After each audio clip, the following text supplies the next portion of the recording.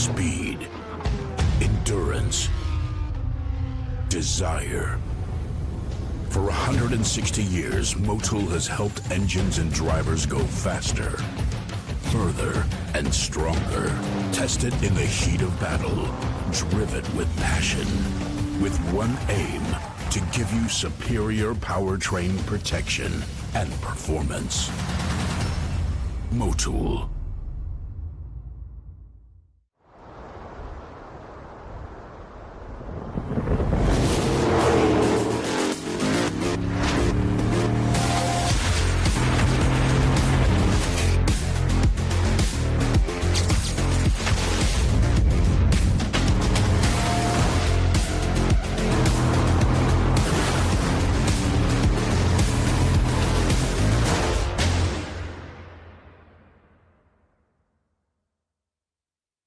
As manufacturing problem solvers who navigate design complexity and compressed timing, the three-dimensional services group offers 7 facilities with over 500,000 square feet of dedicated, on-demand manufacturing floor space. Metal or plastic, we support a wide range of industries, from some of the world's best-known companies to startups. With unparalleled investment in leading-edge manufacturing technology and automation to keep all phases of a project in-house. You've got a business to run, big and heavy products to ship, and customers who need them now. When you've got the right driver and the right equipment, you can bet on a spectacular result. Bennett understands complex logistics and puts the best team, the most time, and the latest technology into every customer relationship. So you can sit back, relax, and enjoy the race. Let us handle the rest. Together! Together, we can move anything.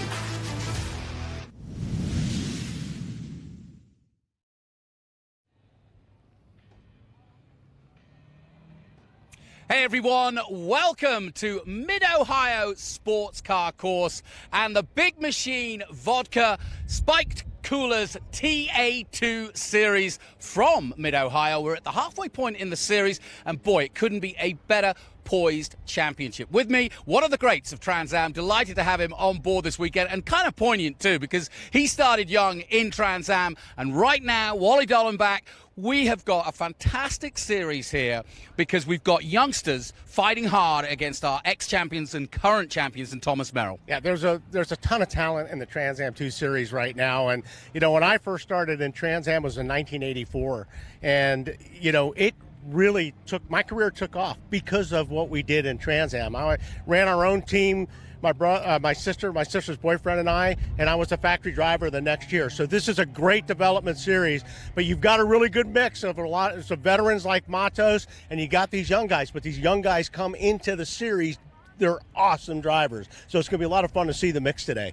Now, Rafa Matos is on the pole. He's right there just behind us, and that's important for him because Mid-Ohio can be, as you well know, a pivotal turning point in the middle of a Trans Am series because it's always in the middle of the year. Right now, 14 points, the lead that Brent Cruz, just 15 years of age, has over the likes of Thomas Merrill, Rafa Matos, and Connor Zillage.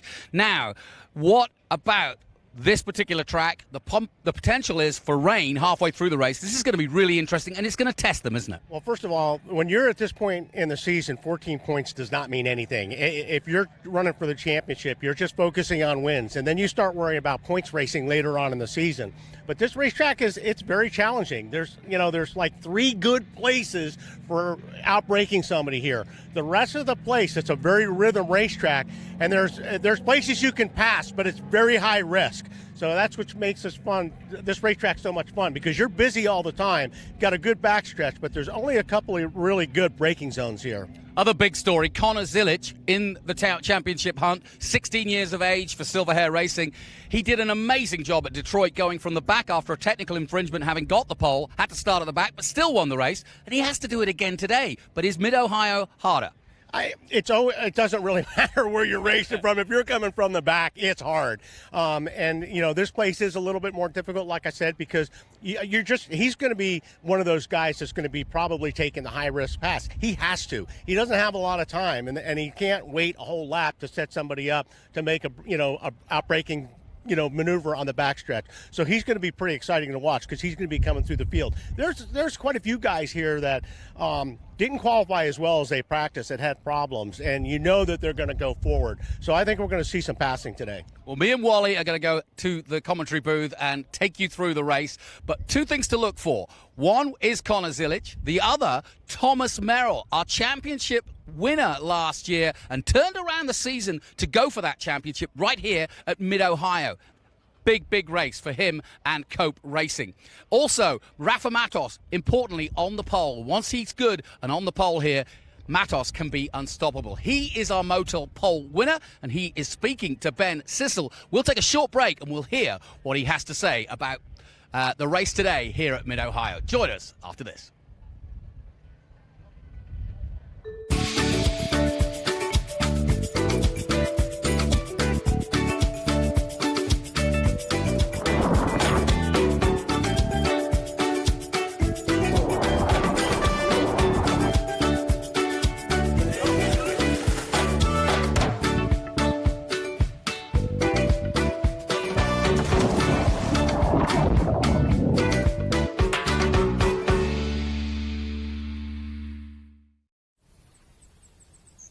A force of nature?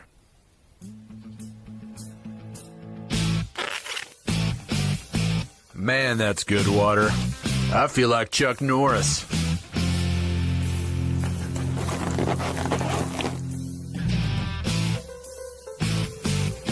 Seaforce water is a force of nature. What can it do for you?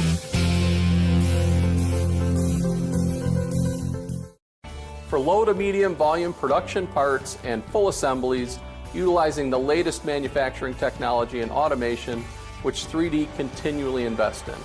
We are able to deliver high quality parts rather than empty promises. 3D takes on the jobs our competitors simply can't. The three-dimensional services group loves the challenge. Our team is your team. The three-dimensional services group, prototype, production, proven. Thanks, Rafa. Yeah, well, thank you. And Jonathan alluded to Rafa Matos winning that Motul Pole Award, and Mid-Ohio, with the clouds looking the way they are, this seems like a pretty valuable pole to have, Rafa. Yes, definitely much needed pole position for the team. After a tough weekend in Detroit, we lost 2 cars there. The team worked really hard building Doug Peterson a new car, and the car was really good in qualifying yesterday. We made some overnight changes. Hopefully we'll stay dry. It didn't look very good early on, but it looks like the rain is breaking up. So hopefully we'll have a dry race and win this thing, collect some points, and go to Road America. Now, Rafa, I got to say something. You make that Motul hat look so good. The Motul Pole Award, that's got to feel pretty good. Yeah, it feels nice to wear this hat. Hopefully it's our second pole this year, my 10th pole position. Running this series for 7 years, so it's quite a good achievement. It's getting harder and harder by the day. The series is extremely competitive, so we'll keep this streak alive. Nice. Thank you, Rafa. So let's come over here and meet qualified third, but a big story, and this kind of goes back to Detroit, is Connor Zilic, I believe, qualified second, but was late to the grid, and we do close our grid, so he's starting in the back of the pack like he did at Detroit and ended up winning the race. So maybe that's the team strategy, not sure. But let's come around and talk to Carson Quapple, and that's something I want to point out to Wally Dallenbach and Jonathan. So it is pronounced Carson Quapple. Welcome to the series, man. So good to have you here, and obviously you're already fast. Yeah, we've had a pretty good car. Scott and the whole SLR team has given me a really fast Camaro today, and obviously they do a pretty good job. I have no clue what I'm doing out here. And first time road course racing on a big track. Anything bigger than a kart or a legend car I've never ran on. So hopefully this rain here holds off. I don't think it's probably gonna, but it'll be a first for me to road course with a big car, and probably in the rain too. So we'll see how it goes. Hopefully we can bring a home in one piece. Now, I see you're wearing the Junior Motorsports badge and the Chevrolet logo, so do you have some kind of development deal with them? Yeah, I got hooked up with Chevy, and those guys put this whole deal together here, Josh and all the guys over there, and can't thank them enough for what they've done for me so far this season, last season. Just out here having fun, trying to learn a little bit different discipline. I feel like I've gotten pretty decent at the dirt stuff and the oval track late model stuff, and this is kind of the one thing that I don't really do ever, and I think that's why they have me in this, just trying to get more disciplines under my belt and be prepared if anything happens in the future. I love it. Well, obviously there's some road racing talent there, but one thing to note, this has been a theme over the last 3 or 4 years with TA2, is the NASCAR series are doing a lot more road racing. So they're using this series to help develop drivers, and then even at Road America, some of the biggest names in NASCAR came in with us and raced with us. Now, qualifying 5th but moved to 4th, Thomas Merrill, and I was speaking to him earlier, but Thomas, I know you're really good here at Mid-Ohio, and it seems like you might be a little bit disappointed to be 4th. Yeah, we took a little bit of a gamble there in qualifying. We actually had a really, really good car, but we tried something to make it that little bit faster, and it worked against us there on our best lap. But it goes to show how good the car was, because I don't think that was our best, and we're still right up front. So I'm pretty confident we're going to have a great race car today. I hope for some more variables today. We got a big storm blowing in, and I think that would be awesome. So certainly make the show better, as this place is so slippery when it's wet. But yeah, I think the Bennett Mustang is going to be really good when it gets wet. So you don't often hear about over 500 horsepower rear-wheel drive drivers hoping for rain, but Thomas Merrill, he might be hoping to kind of throw a wrench in the spokes, as it were. Let's come over here, talk to Dylan McIvern. Dylan McIvern coming in and out with us this weekend, and I was speaking to Dylan. Dylan, I know you've got a lot of experience here at Mid-Ohio, but not in this mixed weather that we might be expecting. Yeah, absolutely. Mid-Ohio is probably the most treacherous track when it rains. There's a lot of sealer out there that's just like driving on ice. So the key is really to avoid that stuff. It's not a traditional rain line by any means, but it's going to definitely get interesting out there if it does get wet, especially on slicks, because it is so treacherous, like I said. Perfect. Well, Dylan McIvern, look out for him. Another M1 car up front. That number 4, the we score for number 4 M1 race cars. Actually, he's the number 17. It's a little confusing, Dylan. Let's come and talk to Adrian Lostovsky. Adrian, what are you, 6th right now because of Connor? Nice job. How does it feel to be back here at Mid-Ohio? Yeah, Mid-Ohio has been a good track for us. We haven't had much time here, but surprisingly, we do well here every time. We're proud to be here in 6th, actually. Hawk Performance is from Ohio, so we have a lot of our members from our Hawk Performance here. So we're excited for that, and we're looking to go up front here today. Nice. Little added pressure here, though, with Hawk, right? Yeah, I think we're all on board, and I think we made a lot of adjustments going into the race to really move up front today. So just a little bit of luck is what we need, and I think we'll be finishing top 5 today. Now, we spoke about your heroism at Lime Rock a couple of weeks ago, and now just noticing you've got 2 fire bottles that you're running in the car. Is that a little bit of a redundancy? Yeah, exactly, just so we have enough. And then a lot of our customer cars, after Mark's accident, we started putting 2 fire systems in there. And one was specifically for the driver, and then one's for everything else, right? So help that out if you ever get into that situation. Nice. I love it. Adrian Lostovsky. And Jonathan, I'm going to send it back up to you so we can come up to the victory lane to do all of our start commands, national anthem. So Jonathan and Wally, back to you. Okay.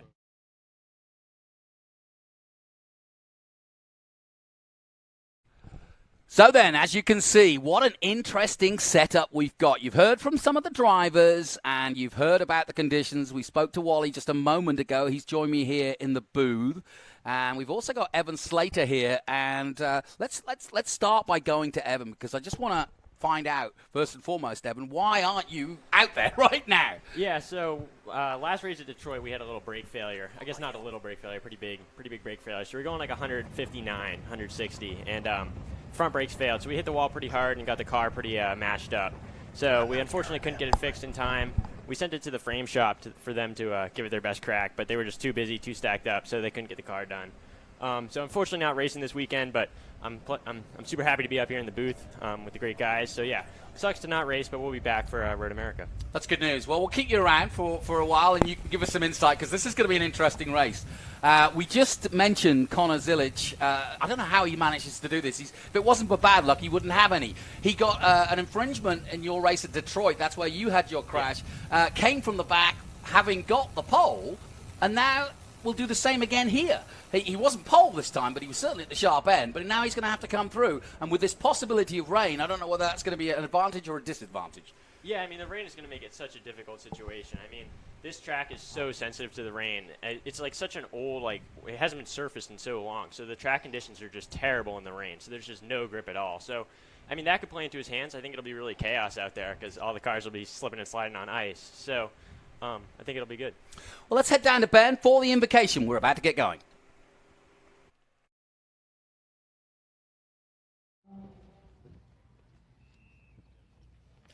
All right, thank you, Jonathan. Now we have Marvin Gray from Road Race Ministries to deliver us our invocation.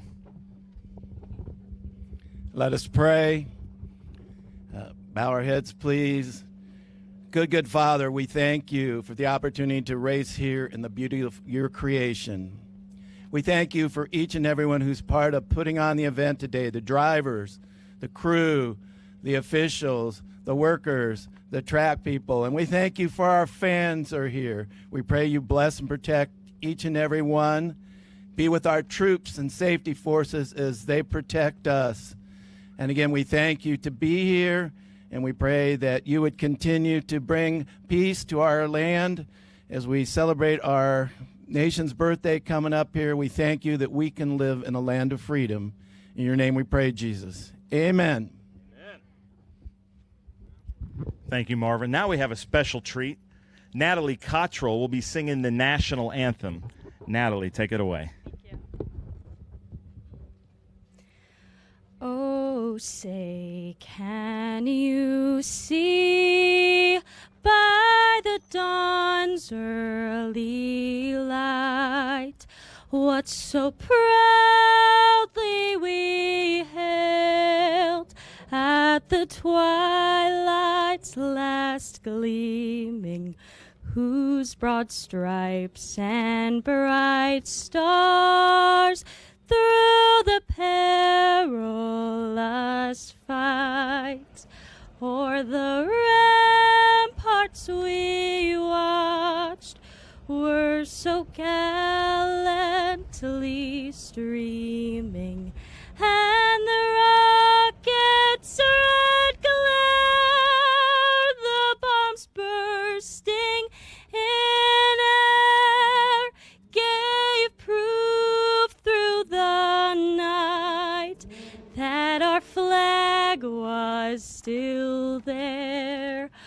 Oh, say, does that star-spangled banner yet wave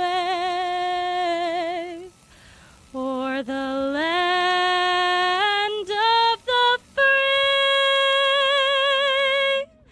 and the home of the brave?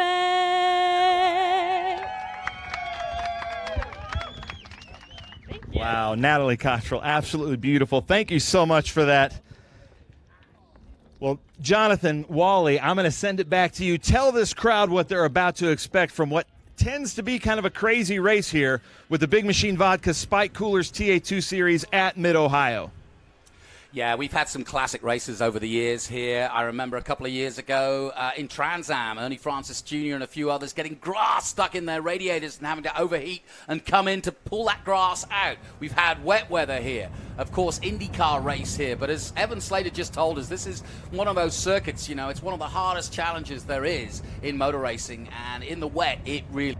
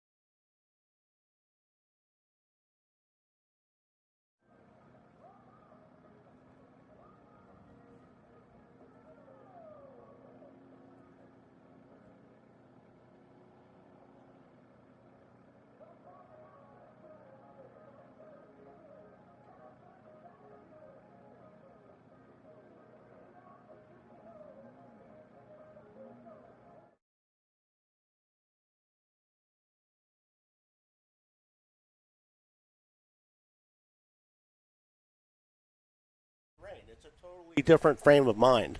Yeah, you drive, especially here, you drive a completely different line. So you have to get the mental shift on that. And then also, we're going out on slick tires. I imagine most people are because it's dry right now. So if it starts to rain, and in this series, we have long races, but there's still sprint races. So there's no pit stops, no tire changes that we're used to. So, I mean, that puts a lot of pressure and a lot of, it just makes it so much harder for the mechanics because they're doing something that they're not normally used to doing. I mean, they change tires all the time, but they don't change tires in a rush. So but the good thing about it is if it does rain and everybody stops, it's a non-competition. Mm-hmm. So really? Yeah. So everybody will come in, they'll get to change the tires, and you won't lose any position. It depends on how heavy it is. That's exactly. up to the race If director. you come in and you want rains before they do that, then yeah, you're right. Then it's all of a sudden, you hope your guys are pretty fast on changing tires. Well, we're going to get some great pictures from this man, Nathan Hearn. Evan, you've been wheel to wheel with him. He's the Australian champion. He represents Cube 3. That's his sponsor in the Ford Mustang, but hell of a competitor. Yeah, he's a very good driver. He's a very aggressive driver, but really, really a skilled guy.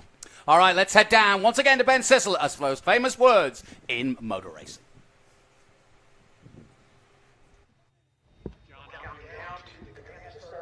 All right, thank you. Welcome back to the Three-Dimensional Services Group Classic here at Mid-Ohio. Look at this. I've got some well-dressed people here representing Three-Dimensional Services Group, but really representing Vineyard Community Church Youth Group in Wycliffe, Ohio. Is that correct? Yes, they said. So I'm going to give it over to you. Now, listen, you've got to be super loud because these cars are loud. They're a little bit far away, but you guys are going to deliver the most famous words in motorsports loudly, so take it away, please. Drivers, start your engines! You heard that? I love it. Nice job. That might be my favorite one. That I love. I want those guys back every week. Wally, you've been around motor racing most of your life. That's exactly that's how you do it right there. Well done. Well, listen, I've got an absolute plethora of knowledge and talent alongside me this afternoon, but I may need it because Mid-Ohio is about to throw up some surprises. We've got Zilich, the 16-year-old silver hair racer, coming from the back.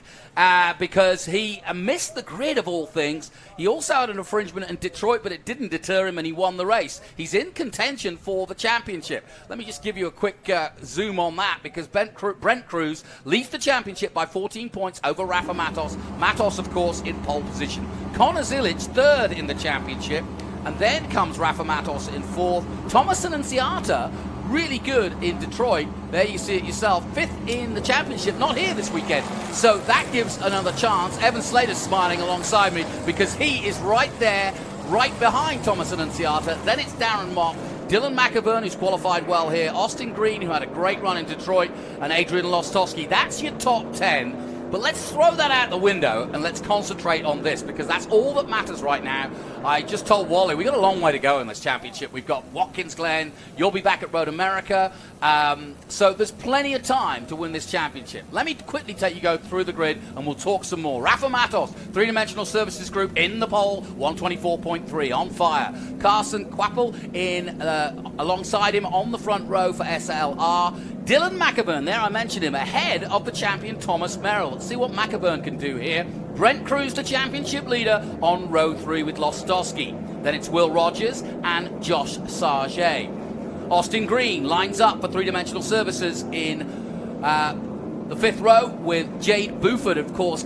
Buford coming in for Scott Borchetta. Get well soon. Thad Moffitt in the 43. There's a story there that I'm going to discuss too. Darren Mock alongside him. Caleb Bacon and Nathan Hearn, the Australian I just mentioned. He is starting with a penalty, but will be coming through, I'm sure. Prochuk and Andretti. Adam Andretti disappointed. He had a problem with the Ultimate Headers car in qualifying. Expect him to come through. He was on fire last week in Indy. Ben Mayer, the 15-year-old.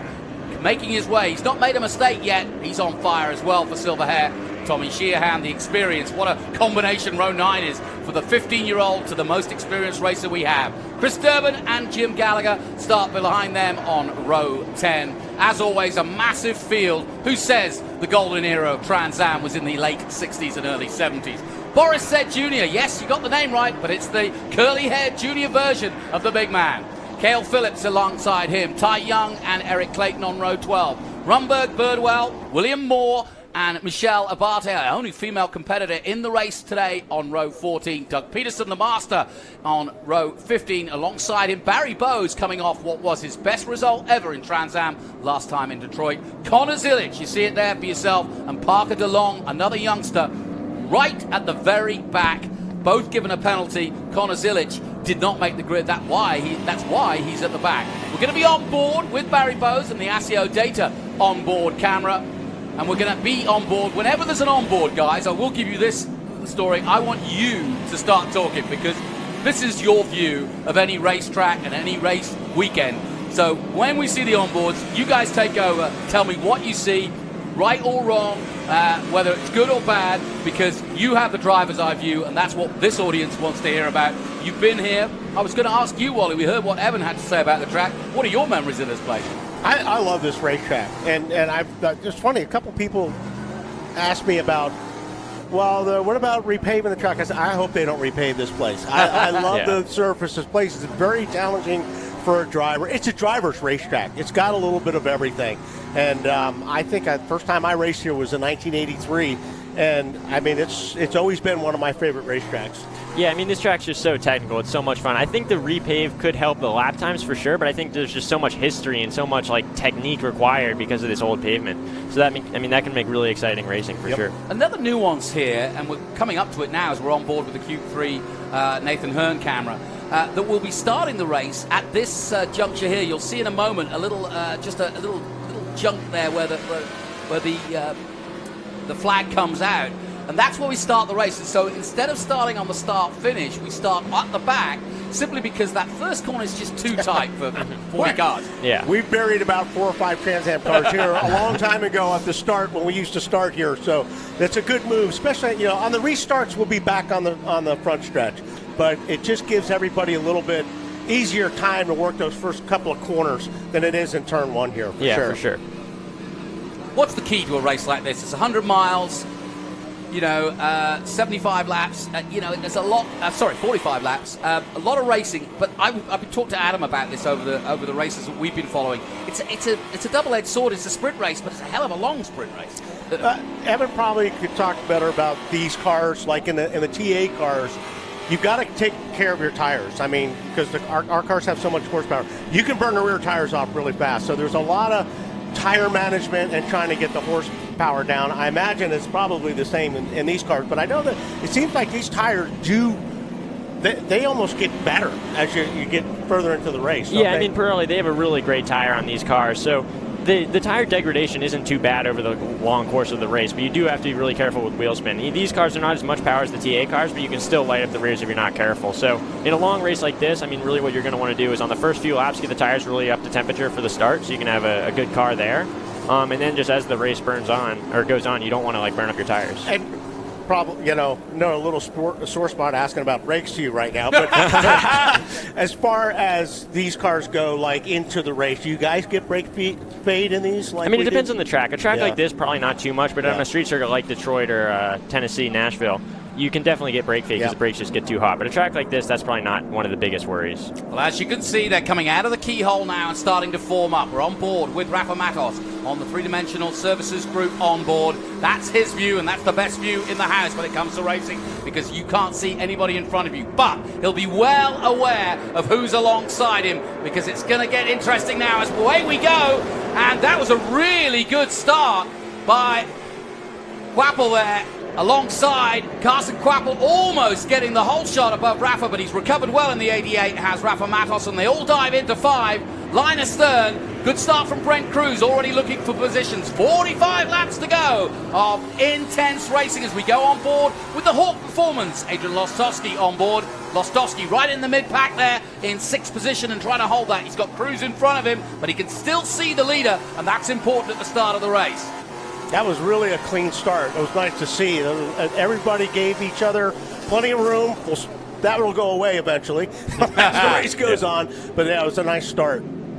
Yeah, I mean, really the goal of a start in this long race is you want to keep your car clean, but obviously it's the best opportunity to make up as many places as you can. So all these drivers, they're really smart drivers, so they're just trying to keep their car clean, make up as many places as they can, but not make any low percentage moves and throw the race away in the first turn. Good call. Right, coming onto the bridge again for the first time really under racing conditions. Rafa Matos leads. Quapple in second place. DeLong. We've got Barry Bowes. We've got. I'm trying to look at. I've got the wrong timing up at the moment, but I'll tell you back now. I've got it back.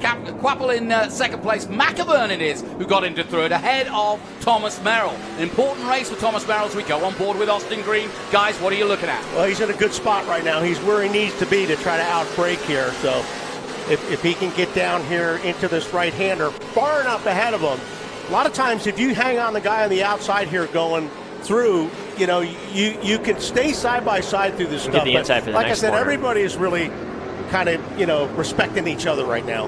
Yeah, really great racing so far. Yeah, very good racing, and we're looking at the 89 going through shot there. You can't miss those three-dimensional services cars, and we're on board with Austin Green, the 22-year-old who reminded me of that because I kept calling him 21. And of course, when you're young, you like to let everybody know how old you are. He's also been racing since he was a little nipper. He's, of course, the son of David Green, who has got his own accolades in Xfinity and a champion in his own right. So he comes from a racing family, does Austin Green, but he came to Trans Am quite late. So it's not like he's been pedaling like Connor Zilic and a few of the other youngsters as long as many of the others. But he's making a name for himself. I'm also going to keep an eye on Ben Mayer, the young 15-year-old who's out there. He has done a brilliant job for Silver Hair Racing in the start of this season in his rookie year, and he's hoping to do the same. Likewise, Darren Mock, who of course is fighting Evan Slater, who's alongside us today in the booth. Jade Buford, what an appearance he's made for the Spike Coolers team. And of course, Scott Borchetta, sadly out with injury after a crash at Atlanta. Get well soon, sir, and we hope to see you back. Jade Buford on board with him, and now we see down that back straight. And it's all about lining yourself up, Evan, Wally, for this turn 4. That's the obvious place for an overtake. Yeah, I mean, it's definitely the hardest braking zone on this track. You're going probably 100, pretty close to 160 going in there, down probably to 50-something miles an hour like that. So it's definitely the hardest braking zone we have. Great place for overtakes. So yeah, that's definitely the main braking zone we have here. So the race starting to settle down now. Lostowski on board with him in the Hawk car. Runner-up in SGT. That's how he started his championship with Trans Am in the production side of it, and then turned to Trans Am itself. And Wally, obviously you were doing the race in TA, a lot of difference between those cars, but a Trans Am car, TA or TA2, is a monster. Yeah, it really is. And that section right there, we just saw him go through. That's my favorite section of this racetrack. It's really, really fast. You have to be right on your marks to get through these fast corners. And I like turn 1 too. I mean, turn 1 is really a fun corner to get through. They did some repaving at turn 1, so there's a lot of grip there right now.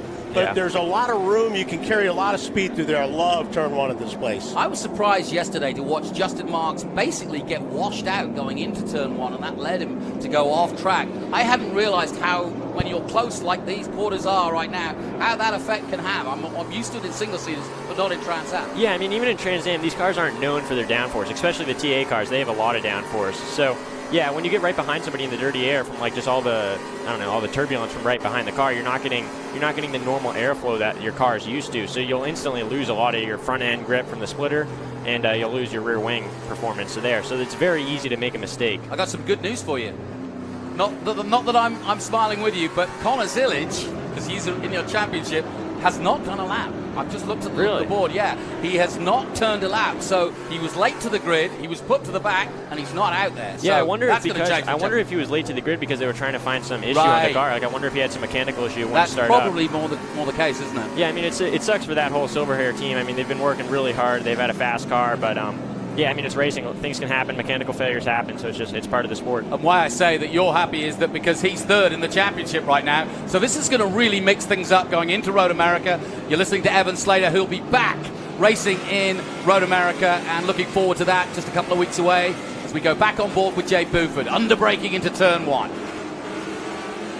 Yeah, turn 1 here. It's such a fast flowing corner with it. I mean, there's good run out. There's good grip there. So, I mean, you're really just trying to haul as much speed as you can. It's really a corner where you have to get the car in the nose. Like, you have to be on the brakes and not getting on the gas early to let the car actually rotate through there. So that's a very technical turn that you can really showcase your driving. Well, we just heard Connor Zilic from Race Control is coming out on the track, but obviously he's 2 laps down. So either way, it's not going to be in a competitive situation. Having said that, it's going to rain, so who knows?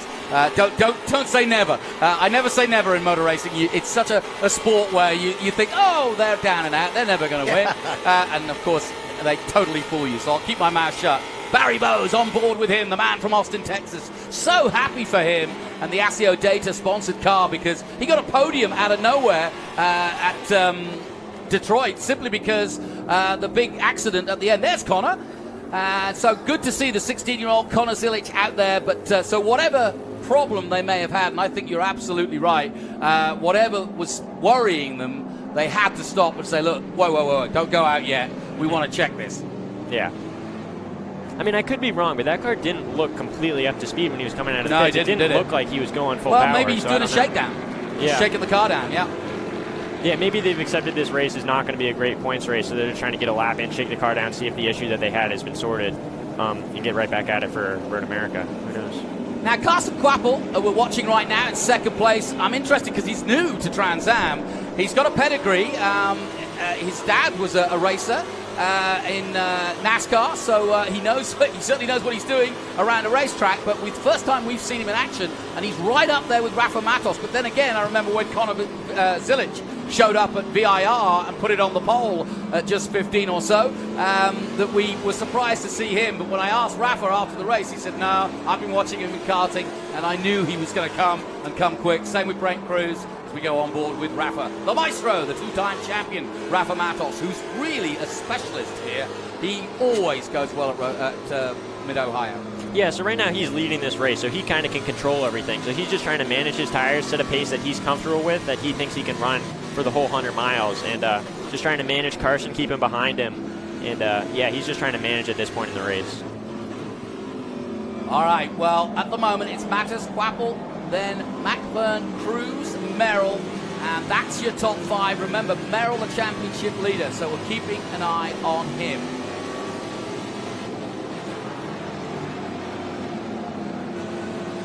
Back to the action, though. Rafa Matos on fine form. Let me ask you a question, guys. We often talk, and I've done it myself, about managing tires. What does that mean? How do you manage tires? Well, really, it's a lot of getting off the corners. Like getting off this corner, you're grabbing gears. You want to limit your wheel spin in the rear. If you keep lighting them up and you're getting sideways coming off the corners going through the gears, eventually you're not going to have any rear tires left. Smooth as fast. It's just really, short. He's whatever it was is still there for those guys. Yeah, he tried to rectify it by going out, but it's a game over for the man third in the championship, and that's going to be bitter disappointment. Yeah, I mean, that's just so hard. As a driver, you want to do great in a race and just it's obviously mechanical failure, have that let you down. That's really hard. He's third in the points, so that's definitely going to hurt him in the long run. But, I mean, obviously you can make that back. Thomas Annunziato, myself, we're all missing these races. So it's not – I mean, some people are obviously out there like Cruz and everybody kind of offset by the fact that multiple people are missing this one. It's a really interesting point. You're right, because you just mentioned 3 guys, yourself included, all in the top 10 and in contention for this championship. So things are going to change here at the top as we take a look at the HP Tuners. Bennett sponsored. Number 26 of the man of the moment, Thomas Merrill. I love watching this guy race. He is so electric in a race car, especially around Mid-Ohio. And I said in the intro that Thomas Merrill, our champion this year, made the difference here at Mid-Ohio and then Road America. From there on in, he was chasing Rafa all the way to the line, and he won it on a countback. Brilliant. Yeah. What's the key to the keyhole? Getting out of it, right? Yeah, I mean, it leads to such a long straightaway. So I kind of think of that as like a diamond. You want to diamond off that corner. So you want to come in really fast, brake really late, trail brake as long as you can. Stay off the throttle in the middle of it to try and really get that rotation. And then the real key is just getting the power down. So, because there's such a long straightaway, the longest straightaway on the track, so you need to get as good of an exit, get on the throttle as early as you can so you can be maximizing the time on that straightaway.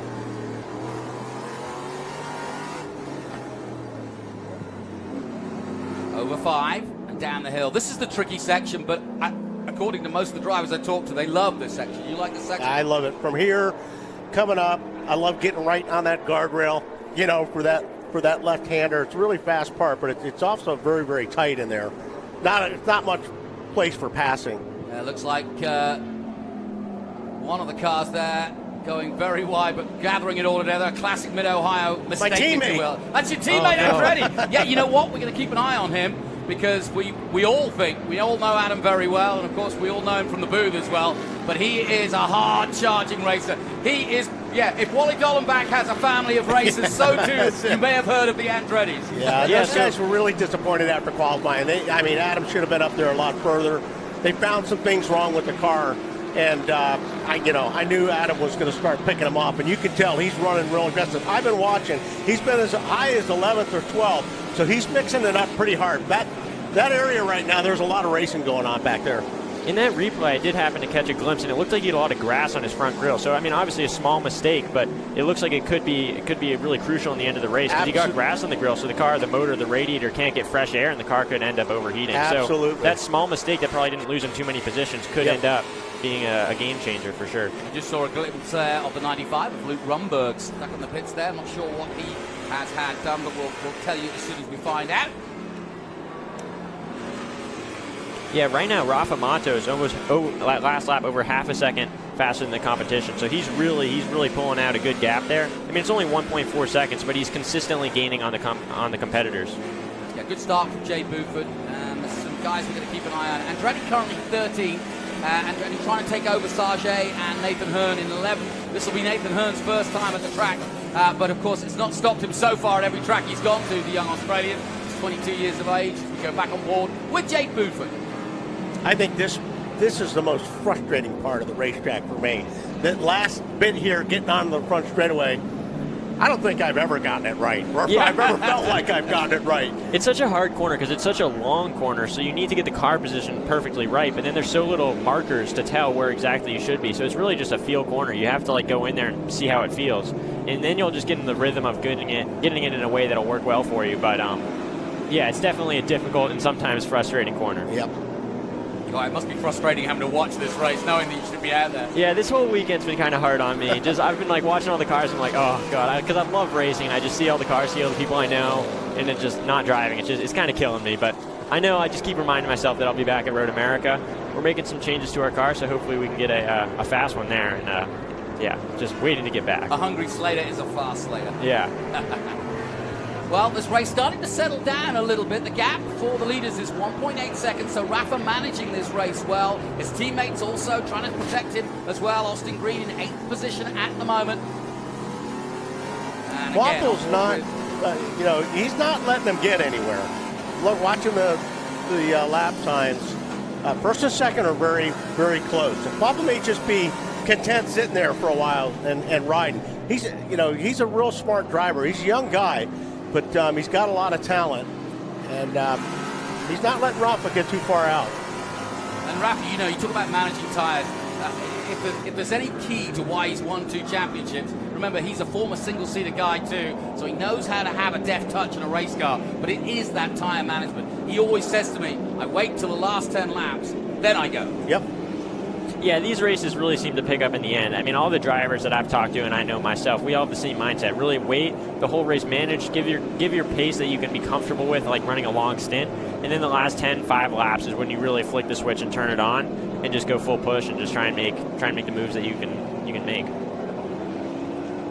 This race starting to settle down. Rafa Matos, Wappel, and McAvern. That's your top 3. Cruz still in 4, the championship leader. Then the champion, Thomas Merrill 5th, Lostowski 6th, we've been on board with him. Will Rogers in the 90 is in 7th for Nitro Motorsports. Austin Green 8th. Caleb Bacon, good start by him, up to 9th position. That would be a great result if he could pull that off. Likewise, Barry Bowes circulating well at the moment, but further down the pack. Barry Bowes down in 23rd position at the moment.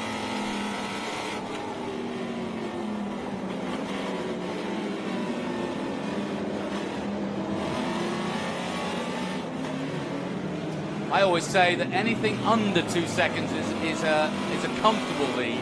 Sorry, is a lead that you can't be comfortable with. Anything over 2 seconds not that you can relax, but that's the sort of margin. If you keep it at that, you're in control of the race. Yeah, just watching Matos right now. He's not sliding the car. He's not.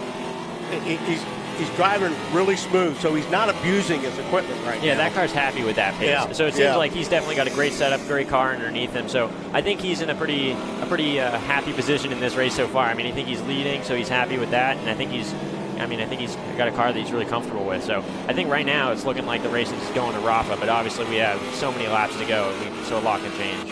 Wally, are you enjoying the way in modern racing we can have as much information like this? You can, I mean, if you were managing this guy, you can see his hands, you can see, where he is on the track. There's so much you can see now that really it gives you an insight. It's incredible. Yeah. Yeah, that's the mess there. You can see that tire rip there.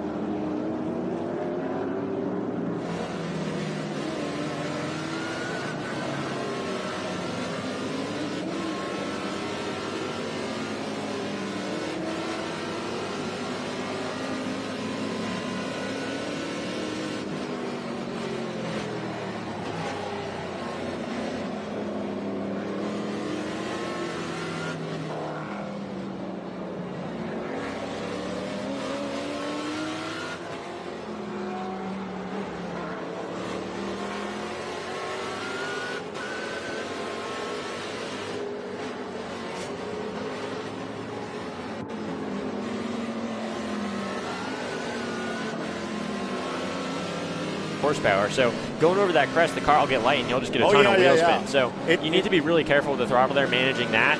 You're also working on getting a shift done through that sector. So you can gain a lot of time there, but you can also lose a lot of time. It's a very critical sector. Yeah. If you're off a little bit there, you're dropping a wheel. Yeah, for sure. I mean, and which I did a couple times yesterday. And when you drop a wheel, especially in the one spot there's a curb, it's like hitting a pothole. Yeah. And, you're like, I remember one time during the race, I'm like, come on, get it together, Wally. Because I was making mistakes and I had to, concentrate a little bit harder through there. Yeah, that's one thing on a technical track like this. The mistakes will just be like amplified. If you make a tiny mistake, it can cost you seconds a lap. So you really have to be focused on minimizing the mistakes, and that's what these top runners are doing.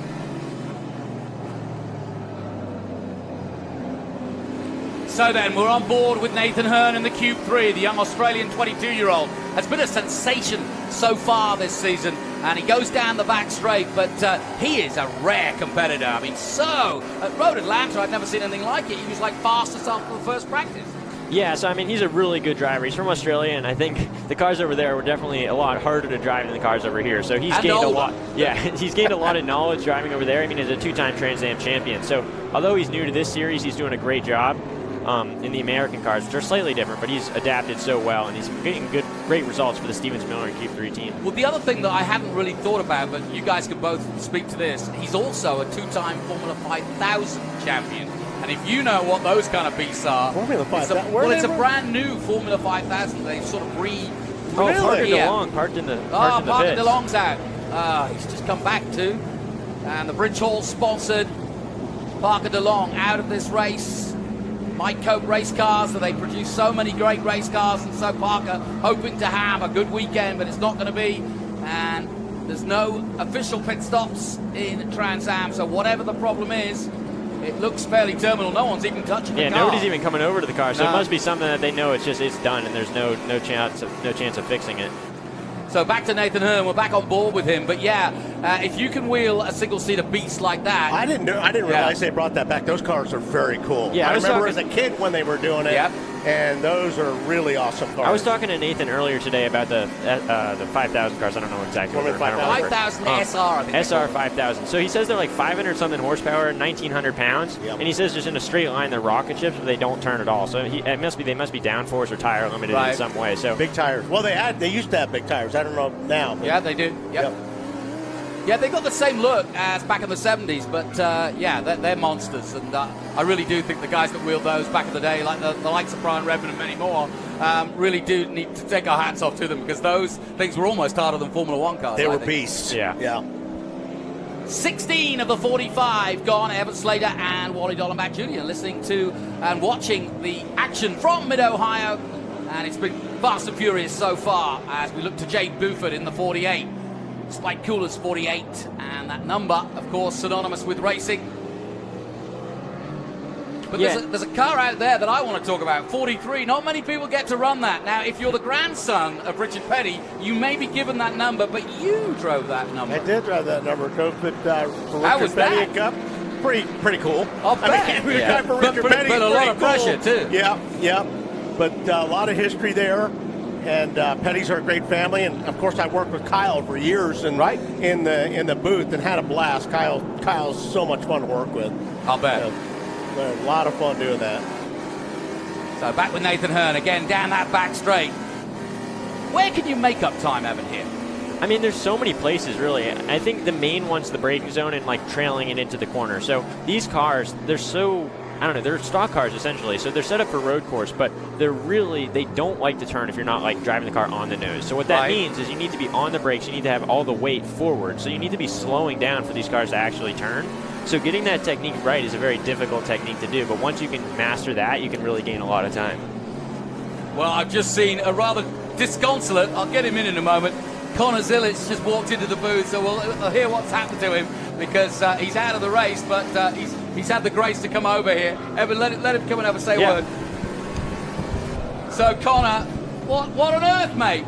I mean, we were all expecting another Detroit. What's happened? Yeah, I was expecting that too. I felt really good about our chances going into the race today, but sometimes the racing gods don't like you, so we don't even get a chance. knows all about that. We don't even get a chance today. Something in the ECU, I think the Flagtronic system might have fried the ECU, something. Oh, we've got action. Oh, around goes the number 90.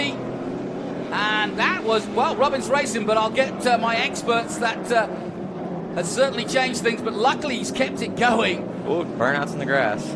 And Evan mentioned it earlier.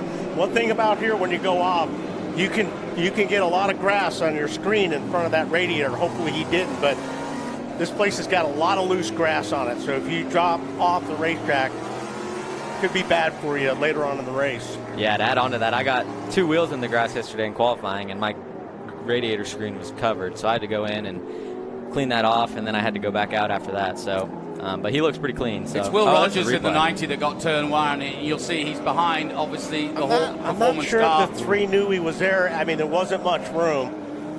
Oh, the 90 committed for sure. Yeah. And he was up on the curb trying to stay off of him as much as possible. Yeah, real shame. We saw it there from Austin Green there, but sadly, Lostowski involved in that, but like you say, unsighted really from it. We're back on board with the number 3. Sadly, Rogers, though, going round. But Connor, man, well, first of all, congratulations for Detroit. Thank you. That was unexpected, but I guess not by you.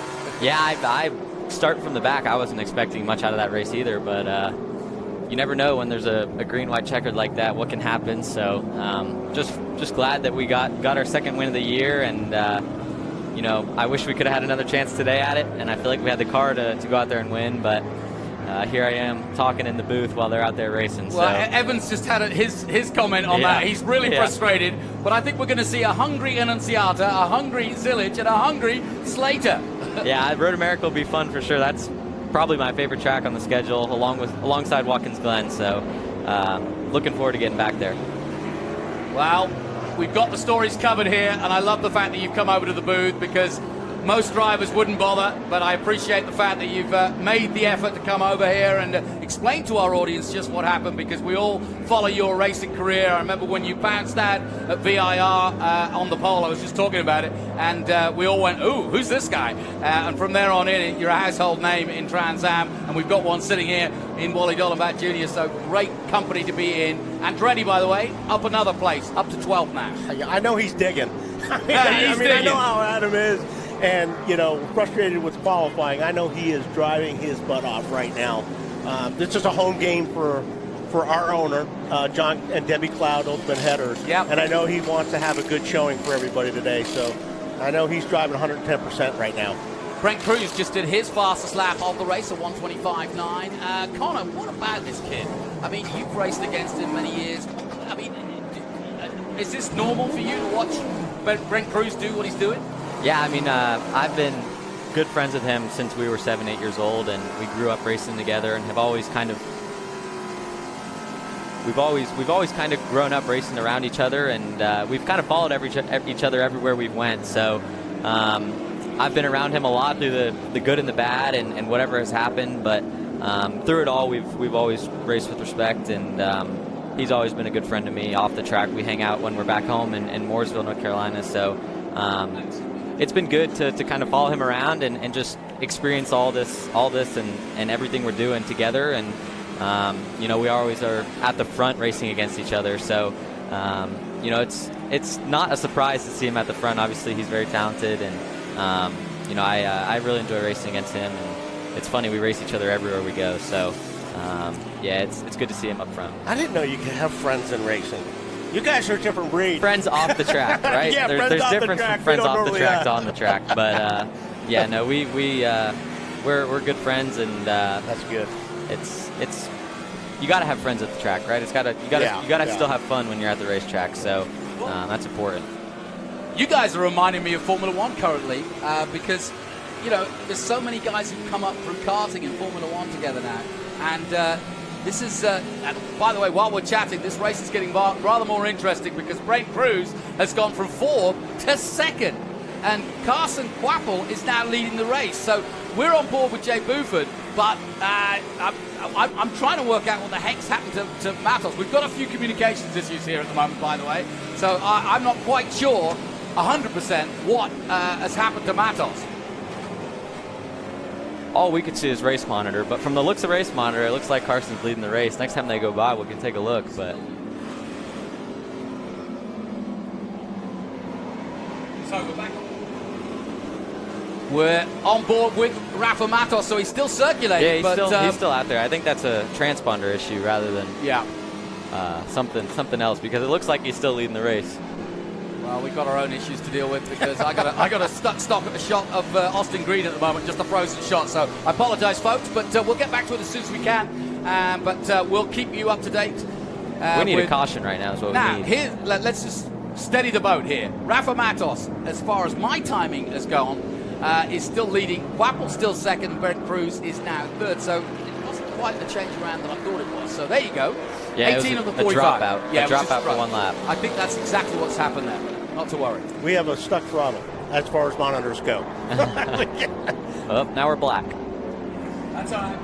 We'll write it just as soon as we can. But what we can tell you is you're not missing anything because it is still Matos Quapple and Brent Cruz. He has got ahead of McAvern, who early on was in 3rd position. Thomas Merrill still 3rd. Lostowski's done a good job. Up to 6th now. Austin Green 7th. Buford, who we've been on board with, was in 8th position. Nathan Hearn up to 9th, and Darren Mott rounding out the top 10. Andretti still 12th, and trying to get on level terms now with Caleb Bacon.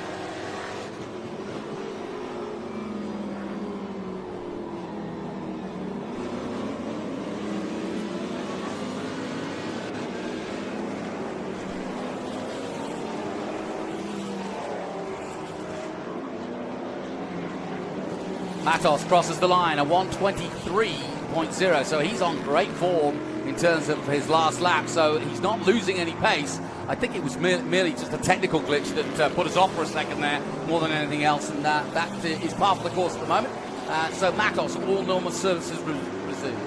Lostowski, though, going well. Yeah, last time by, Brent caught Carson over or just about a second a lap. So at this rate, it's not going to be too long before Brent catches up to him. Adrian, obviously Austin Green Yeah, doing a good job. Austin Green's been a good story for me. I've been talking about Zilic, Slater, and they're doing a great job as youngsters. But so too Austin Green, a little bit older than those two at 22, but really taking to Trans Am and in a very tough team. In three-dimensional services group, but a very professional team, so a great team to be with. I was talking to him earlier in the weekend and really delighted to be racing alongside Doug Peterson and the rest of the team. Yeah, we're sitting out here looking. What we can see is the last couple of corners on the straightaway, and you're really starting to see the guys that are starting to struggle. You're seeing a lot of loose race cars. You can see the guys that are getting through there real tight, but the last probably 15 cars I've seen come through there, about half of them have been sideways coming through. So all green laps. This is where the handling comes in, at this point.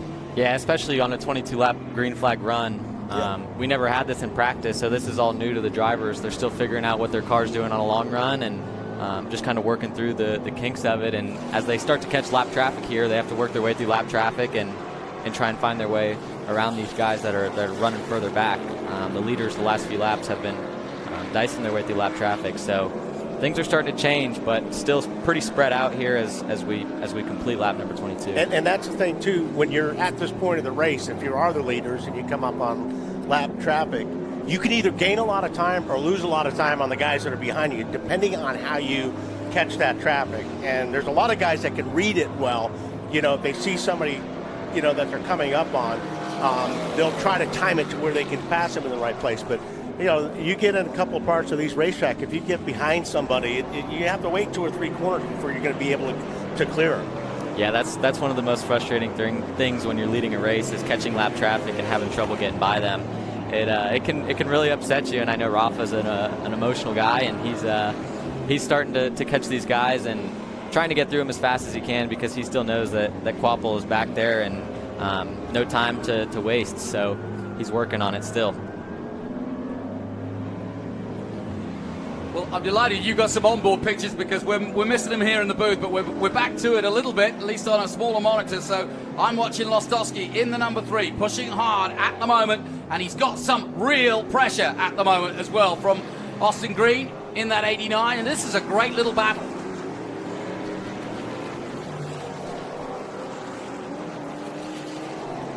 Tough to get this. It's a tough place to the racetrack to make a pass. You really have to commit yourself, or at least get right next to the guy so he knows you're there.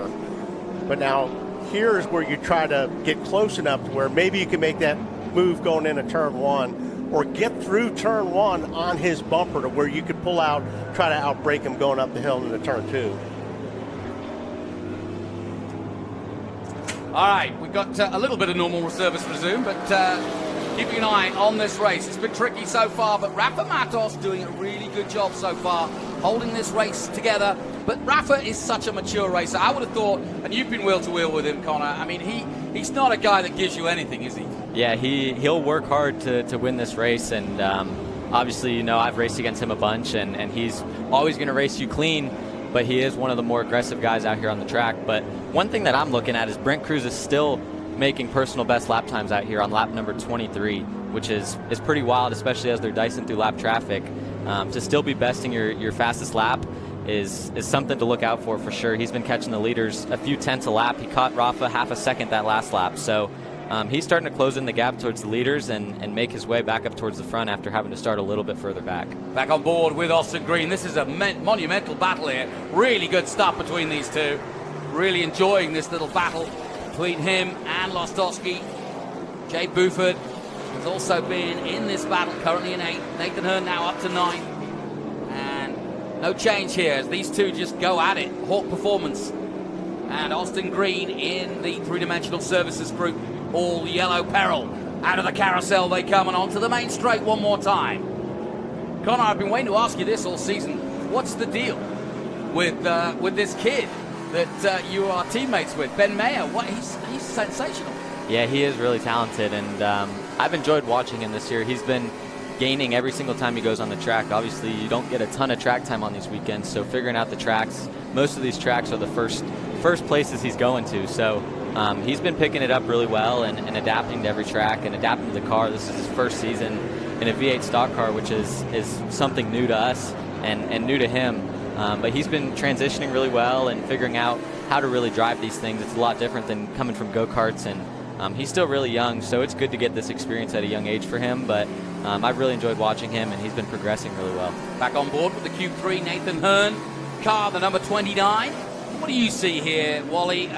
We're still trying to work out how this guy has managed to come to America out of nowhere and be so on it so quickly at these classic circuits. Yeah, well, like I said, the experience that he had over there, he's bringing here. He's doing a really nice job, you know, and right now, his car looks like it's a little bit better.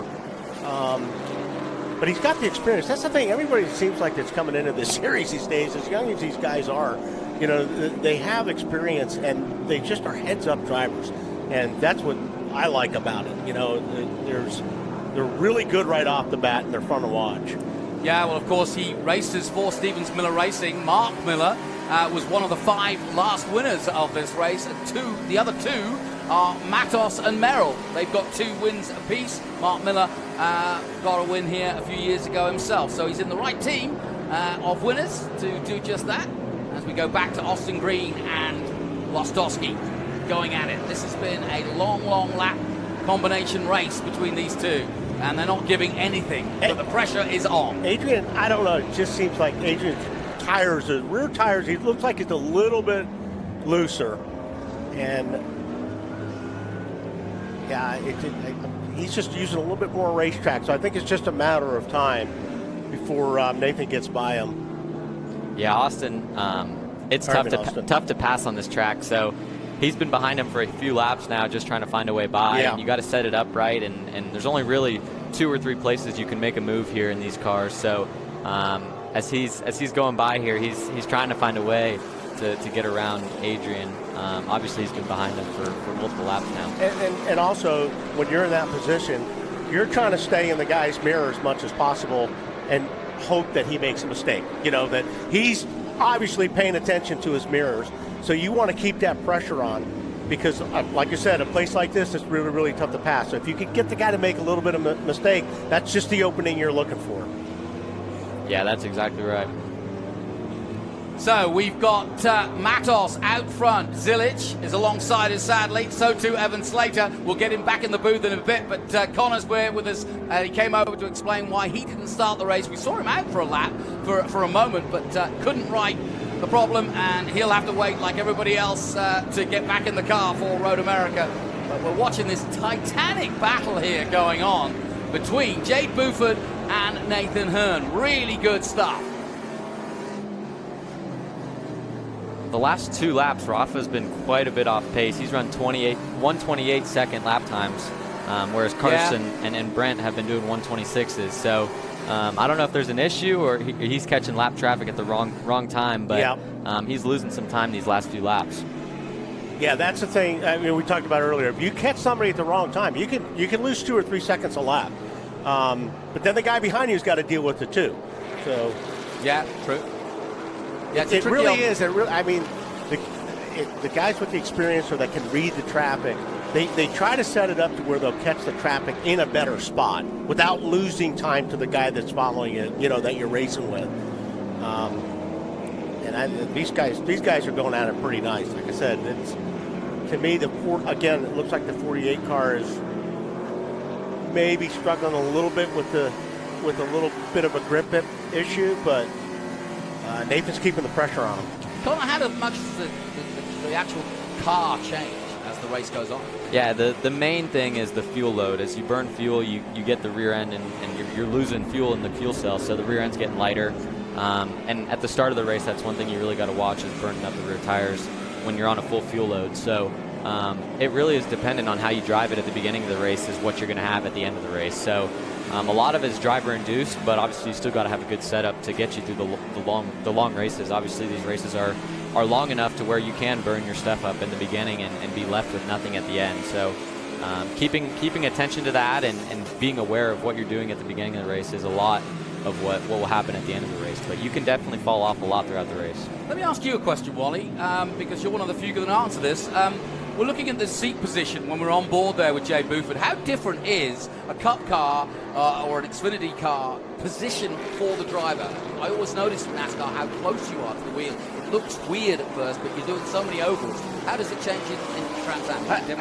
I think that the biggest thing is leverage, right? And especially like on the ovals, you're turning so much, and the G-forces and everything else. I literally had the steering wheel to my elbow was be resting on the bottom part of the steering wheel. I mean, because if you're some of these races that were 400, 500 miles long, you're trying to hold the steering. Because the first time I got in a Cup car, I was like, you got to move the steering wheel further away. After about 3 laps, I couldn't turn it anymore.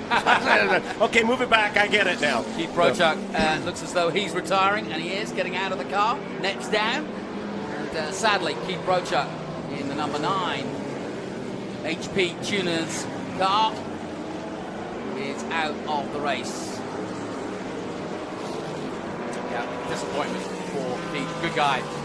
There's Rafa.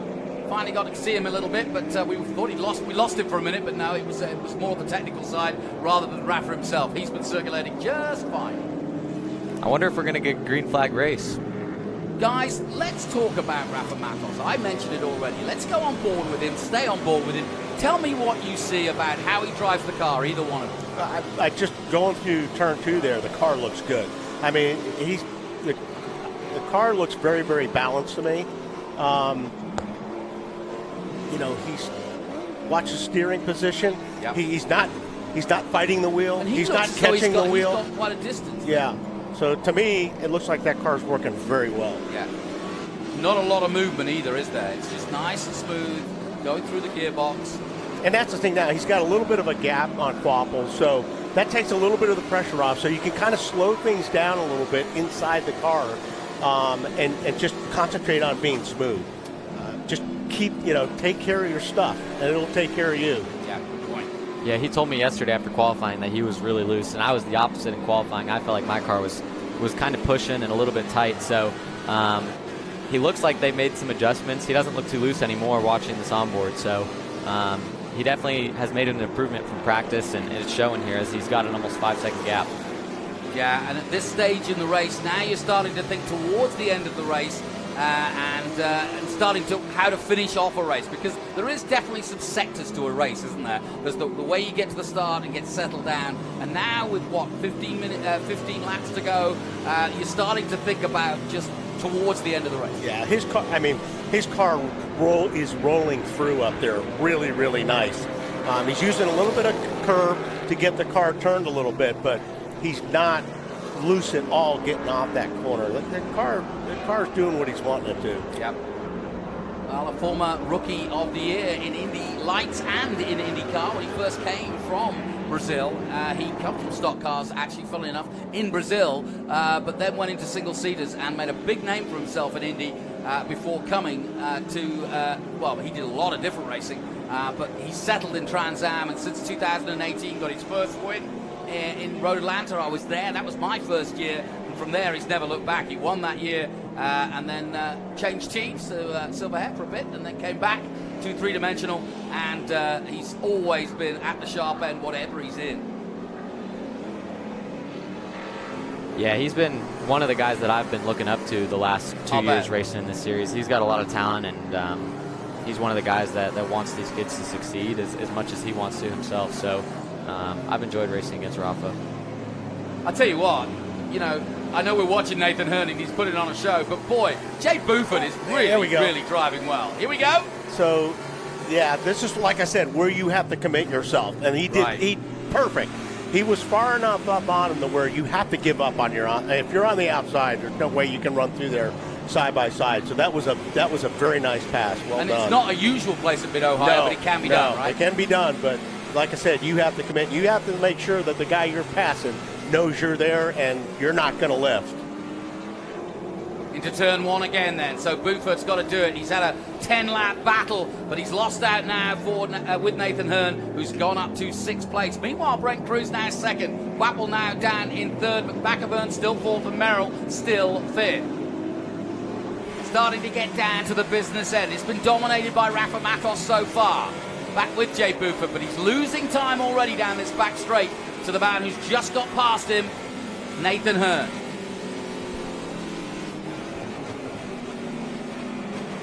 Hard on the brakes into 4.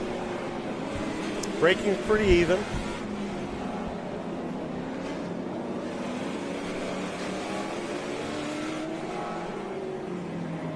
And now he's starting to, Nathan Hearn, that is, get past the traffic as well. Buford will want to deal with that as quickly as possible. My thanks to Connor Zilic to come and join us. And we've got Evan Slater back with us. I'm back. Hey. Hello. Hey. Good to have you back, buddy. Yeah, thank you. But, I'm happy to be back. But what about this battle? Nathan Hearn. There's that pass That's again. a great pass. Yeah. Yeah, that's really impressive from Nathan. I mean, he's such an aggressive driver, so he's focused, and he knows he's a fast car. So he was really focused to get by Jade there. He was battling with him for a while, but now you can see once he's gotten by, he's really pulled a gap. And it was heads up on Buford too. Oh yeah, Jade was really aware. He He was in his mirrors. Yeah. Yeah, he could hear him coming. So I mean, that was great racing from both parties. Yeah.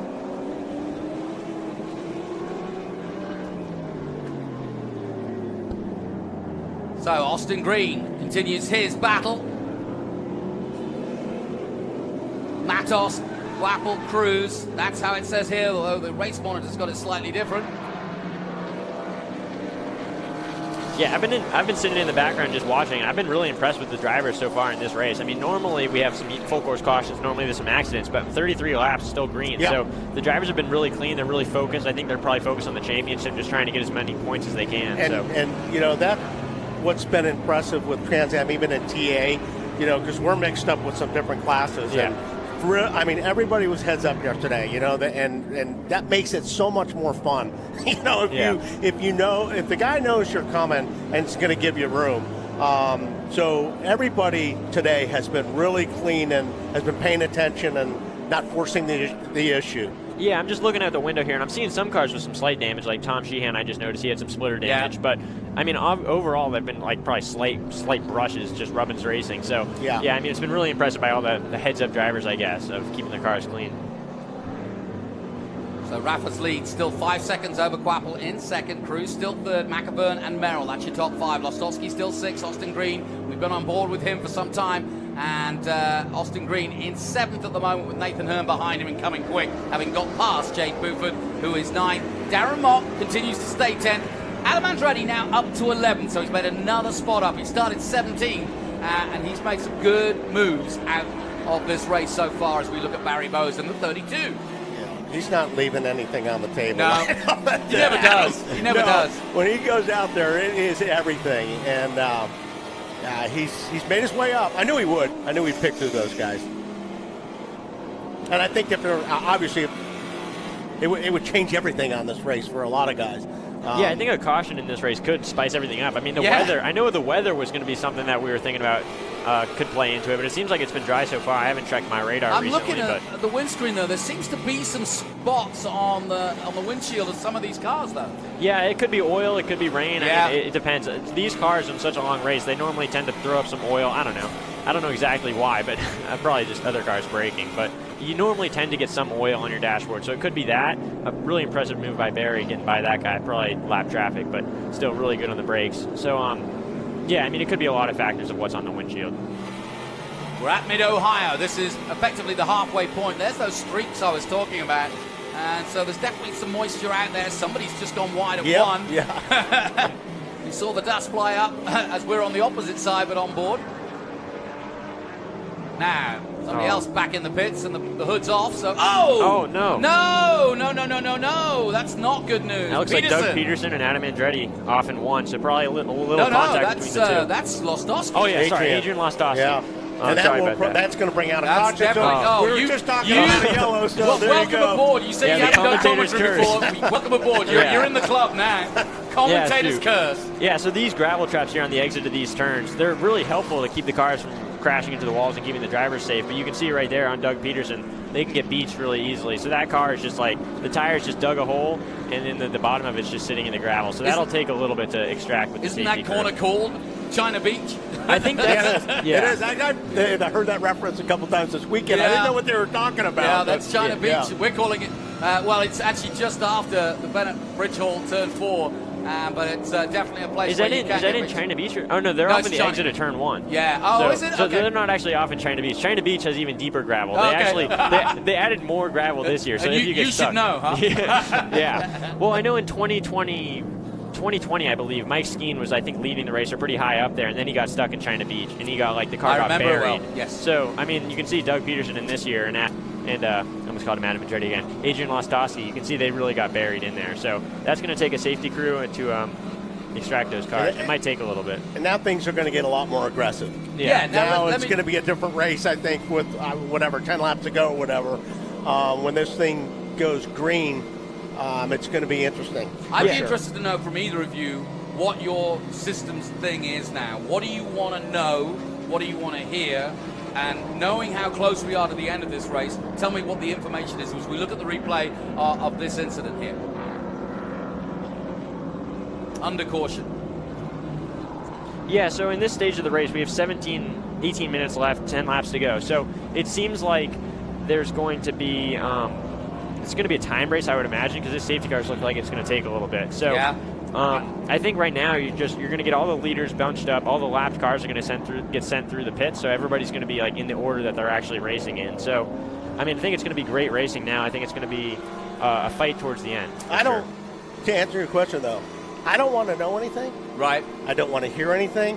I know exactly what's going on. Yeah. You know, when on a restart with X, I'm. Okay, so you're whoever's Kimi in front of me, Yeah. now I'm figuring out, okay, well, you know, you always try to come up with a plan, but the plans never work when the green flag flies because everybody's going in different directions. But I don't need anybody talking in my ear at this point. Yeah, I think I'd be with you because you can get the monkey mind. People start giving you distracting things. You've got your own world to worry about. Right. And, you know, if you don't know what's going on by now, you shouldn't be sat there. Yeah, so for me, like when I'm on this track, you have the cars in front of you that you've been racing with the whole time. So you know where you're faster than them, you know where you have your good car, you know how your car setup is. So you can really just like take this time, the slower laps, to think about what you're going to do, how you're going to gain the time, what they're maybe doing better from a driving perspective, how you're going to really make an overtake work. It's kind of a brutal, like the cautions as a driver are kind of brutal because the car gets heat soaked. So these cars are so hot and the headers are right underneath the interior. So when you're going slower, you have less airflow, so the cars just get super hot. So as a driver, I mean, it gives you a little time to take a drink, which I imagine a lot of these drivers would be happy about. But you're still, right. they're going to be getting I see where you are now, turn 1. That was the dust we saw, yeah. Another thing, too, is knowing who you're racing with. Yeah. I mean, you know, when you're lined up and you know the personalities and you know sometimes certain guys unplug their brains in situations like this. So, I mean, you really gotta understand who you're racing with. So when that green comes back out, you might be careful. You have an idea a of what little they bit. might do. Yeah. Yep. Yeah, so that could be something hard for Carson because he's not experienced in the series, so he doesn't know the drivers as well, so he doesn't know their driving styles. So that could be hard for him because he doesn't know exactly what's going to happen on this restart. He's kind of in no man's land from his perspective. So, I mean, that'll definitely be a really interesting restart. You got Cruz in third. He's really trying to make some positions up. He's trying to get another win. So you got a lot of fast guys that are really trying to maximize from this. So I think it'll be a really interesting restart once we get Well, let me ask going. you another question. The other person who doesn't like this sort of condition is the car itself, because it is not designed to be at this speed. So how do you keep it happy?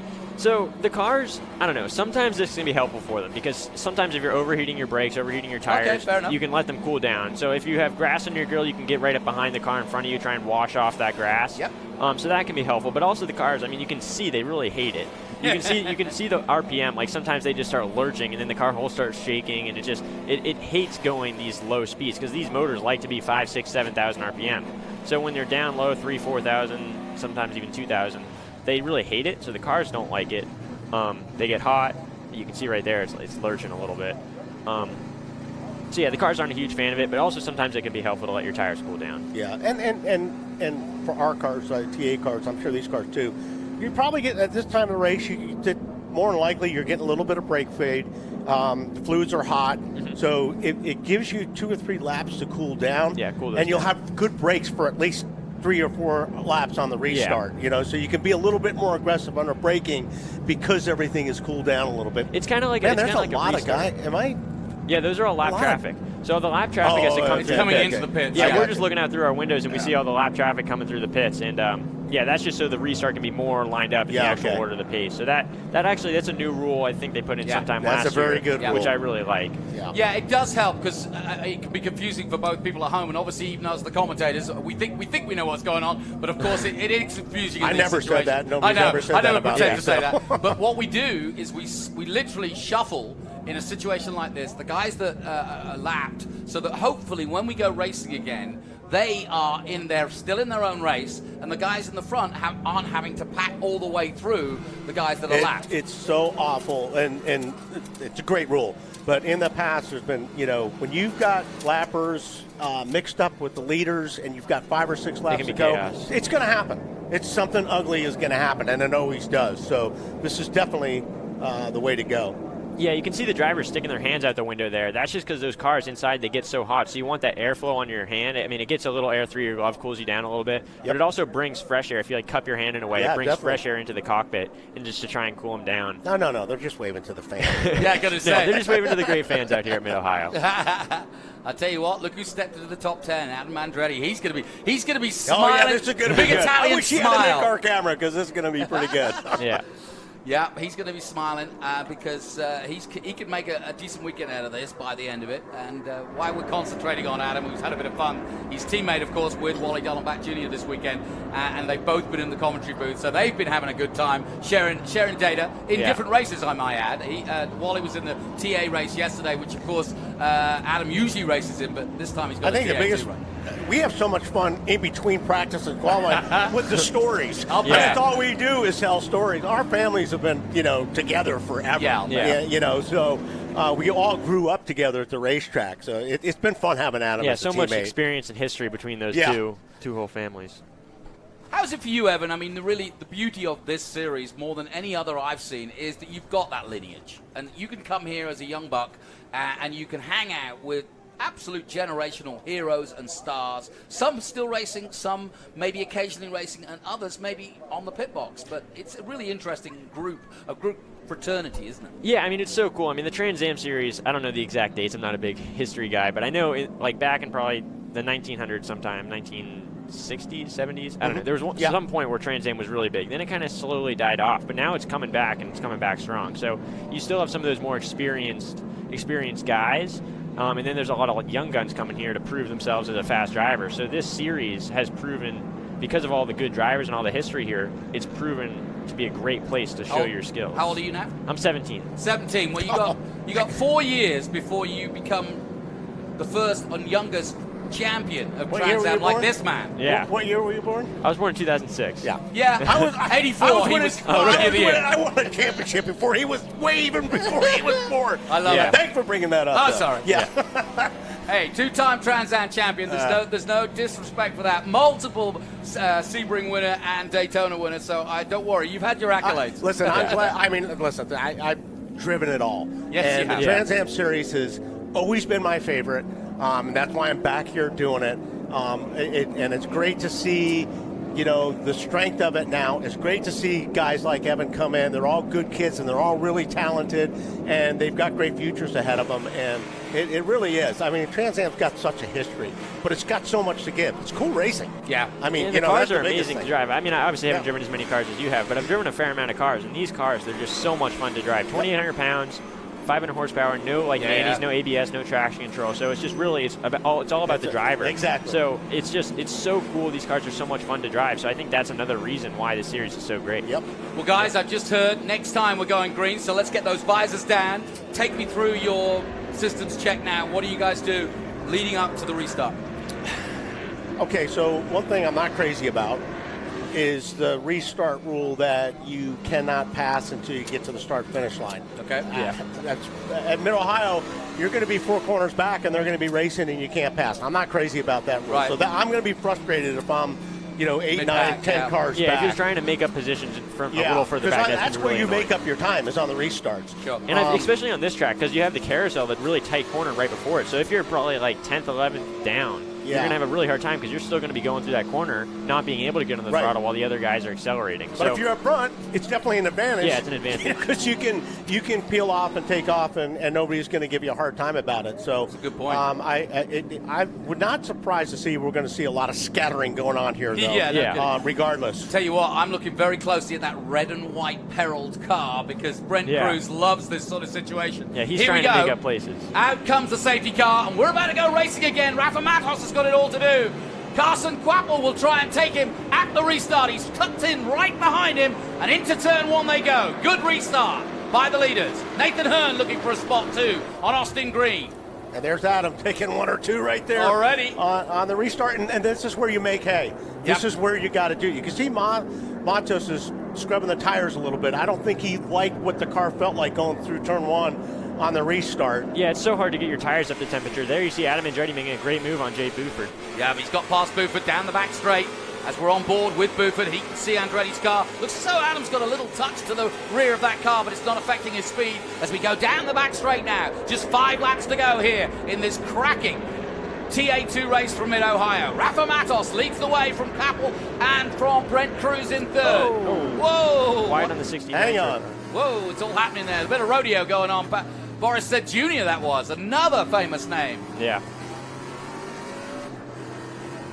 On board with Nathan Hearn as he tries to get past Austin Green, who's getting very wiggly.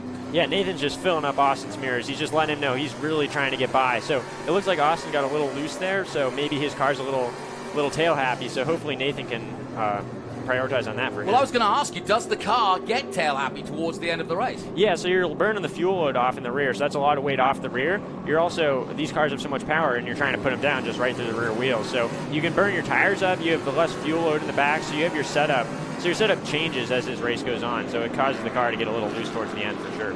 Well, Rafa's done a superb job so far, and Brent Cruz has got past on Carson Quapple because he's just gone up. You can just see the red and white car in second place. Now damage to Andretti's car. That damage he had is now flapping in the wind. It looks like Carson might have had an issue. He just got passed by a lot of guys who got freight train. So either he had a setup issue or a mechanical issue, or he just got freight train. He's going backwards, isn't he? Yeah. Well, it could be red mist too. He might be annoyed that he got overtaken. Yeah. Maybe he got passed by one guy, then got annoyed and started making mistakes. So it's really hard to tell at this point. But yeah, not a great restart, not the ideal restart for him for sure. Well, we're going to have a cracking finish to this race. We're on board with Austin Green, who's right there with him. And here we go. There's Adam Andretti with the bodywork flapping in the wind. He's got Nathan Hearn in front of him. We'll have to be careful trying to get past him. But he's on the rip at the moment. But a really interesting finish to this. Now, Adam's really loose there. Austin Green, Adam was, he's driving it hard because that car was pretty sideways going through there. Yeah, Adam's not letting the damage affect him. He's still trying to push as hard as he can. A little cosmetic damage is not going to hurt him. So we're coming down to a real grand finale. Wally Dollenbach Jr. and Evan Slater, who's not racing this weekend, sadly, but is getting very excited for the opportunity to get back into the car at Road America, which he will do, of course. Nathan Hearn all over the back of a very loose Austin Green as they come out of the three-dimensional services group carousel again. It's a big crash at the carousel. We're looking out the window as we watch the racing as we should, but we've also noticed, I think it's Tommy So it's like Tom Sheehan in the number 90 car. Yeah, there we go. I think they're going to be able to pull off if they can get that 97 Big moment fired for up. Tommy Sheehan, always in the wars. Let's hope he can get it going. I do not want to finish under caution. Back with Andretti. Bit of bodywork. It's only a flesh wound, as they say in Monty Python. Off he goes. Nathan Hearn, though, is a hard charger. He's behind Austin Green. Andretti's behind him. It looks like Tom Sheehan still hasn't moved, so I'm wondering if there's a mechanical issue with the motor there. In that.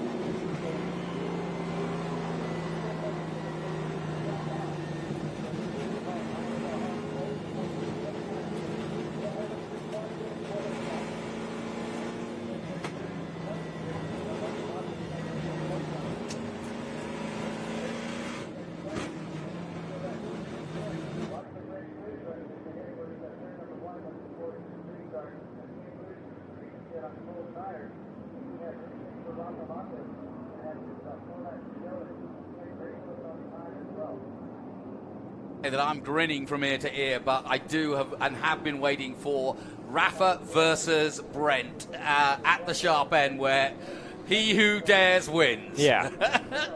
So it'd be crazy. I think the goals are to make up as many positions as you can, but you also need to keep these cars clean, because even though we're so close to the end of the race, they're going to be super aggressive, so there's still a lot of risks for an incident. And I think Brent, I mean, he's got to stay as close as he can to Rafa before the green. Yeah.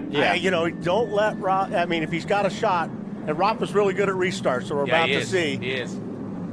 So into the carousel we come. This is the restart. Away they go, and this is do it or not. Here we go. Everybody jostling for position. Away they go. Matos does get away well, as is always the way. Nathan Hearn looking for a way past Austin Green. Austin Green looking around the outside of Carson. Yep. Into turn 2, the keyhole. Yep. Can he make it stick? Carson gets good on the brakes, holding it around the outside, just trying to really make that work, but he loses it. There's less grip out there. Oh, and he also lets Nathan by. He got freight trained on the outside there. So, didn't he? Yeah, he just couldn't get back inside because there was a car right in his place. So that's really unfortunate for Austin Green. So then, position changes all the way here in the closing stages of this one, but Rafa Matos did the work at the restart, and as Wally quite rightly pointed out, he is a master at the restart, and he's done it again. Meanwhile, Andretti in the thick of it, bouncing off other cars. Why not? He's got Nathan Hearn, and he's hey, anything you can do, I'll bang you back. Yeah. Well, the patience is out the window. Yeah, at this absolutely. Point. Nobody has any. So, yeah. Well, Austin Green gave as good as he got there. Andretti, with all his bags of experience, Austin Green, maybe a youngster, but he gave it just as hard as he got it. And he's not done yet. Great racing in Trans Am, just what we wanted. But time running out. The white flag about to be waved for the leader as he comes down to the start-finish again. It's Rafa Matos, Brent Cruz. Dylan McAvern up to third. There is that white flag. There's Rafa Matos. Brent Cruz, can he do this? I don't see it from here. It's been, like I said, it's been Matos' race to give away. That car's been wide for Andretti. beautiful. Go on, Adam. Austin Green looking around the outside of Adam Andretti, trying to make it work like he did on the lap before. That's a hard pass to make at this point in the race. Yeah. On the outside up there. Yeah, at this point in the race, you're just holding on to everything you have. Yeah. Your tires are falling away.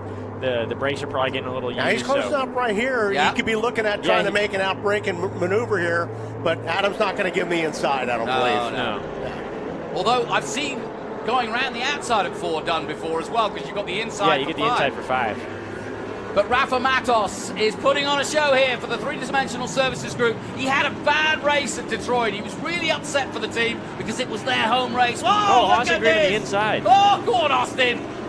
Hard racing. Very hard indeed. Well, they've been giving it to each other for the last few laps, and Austin Green is determined to get past Adam Andretti. This is brilliant. It's going to be tough from this point here, unless he tries an outside pass down here in the last corner, which is really hard to pull really off, hard to make too. a pass in the end. Yeah. So then, mighty Matos does it in mid-Ohio and comes to the checkered flag and takes it in style. Brent Cruz follows him home, and Dylan McAvern will take 3rd place. Merrill takes 4th. You can see the delight for Doug Peterson's team as they celebrate Joe and the rest of the boys. Well happy with that. And that was picture perfect by the Brazilian. And that could just reignite his championship hopes. Started the weekend in 4th position, and with a few drivers like yourself, Evan, not in the car. That's a good result for Matos. You got to give it to him. Yeah, that's been really impressive for Matos. I think he led every single lap, so that's really hard mentally because you just got to focus on minimizing mistakes. So, I mean, that's a really impressive drive for him, really showing his experience there. And your teammate did pretty good there. Yeah, 8th position. That yellow was what a lot of those guys needed. Adam did a good job working his way up. Hey, everybody did. I'm impressed today. There was a lot of nice driving today. Good result for Boris Said Jr. in 12th position. Just starting out, remember, in Trans Am, having come up from the Miata Cup. Quite a big difference. But he's up there and holding his own. So well done to him. And my thanks to Connor Zillage and to Evan Slater. They'll be back in the cars. 2 young guns hoping to go for the championship themselves, and great to have the Rookie of the Year a couple of years ago. Wally Dollarback decades ago. But I'll tell you what, I mean, this is the sport you grew to love. I know you've done many different forms of motor racing, but Trans Am's your love, right? Yeah, it is. It is. And like everyone was saying, I mean, these cars are just fun to drive. They don't have a BOP. They don't mess with you. It's you know, in a TA car, you're talking 900 plus horsepower, and you have to drive them. And the same as the TA2 cars. There's no tricks. There's no gadgets. There's no driver assists in these cars, and that's what I love about it. Yeah, it really shows who are the great drivers, and I think in TA2 especially, I think the people that win these races are the great drivers that can communicate well with their engineer and team on how to get that setup really dialed in. So, I mean, I think this is just a great series because these cars have no like nannies, so you can really show off the driving. Okay, check on the results then. Rafa Matos with another brilliant win in the Ford Mustang, and Brent Cruz in another Ford Mustang, but this one the Franklin Road Mobile 1 gear wrench Nitro Motorsports car. Dylan McAvern in SLR M1 race cars takes third. Thomas Merrill for the Bennett HB Tuners Mike Cope race cars takes fourth. Carson Quapple taking fifth position there again for SLR. Well done to him in his first race out. Nathan Hearn top six. Adam Andretti actually gets seventh, not eighth. Austin Green is eighth. Jay Buford is ninth, and Darren Mott rounding out the top 10 again for Nitro Motorsports in that Ford Mustang. Great racing, and that is top draw racing. We're sorry about the technical difficulties we had mid-race, but we had everything going in terms of the racing, and Rafa can put that one down to another brilliant race here in the USA. Gets the congratulations of the team in a moment. We'll talk to Ben Sissel. And as soon as that helmet comes off, we'll hear from the affable Brazilian who loves racing, but particularly loves racing here at Mid-Ohio. It's one of his favorite circuits. Let's head down then to Ben Sissel to hear from our winner, Rafa Matos.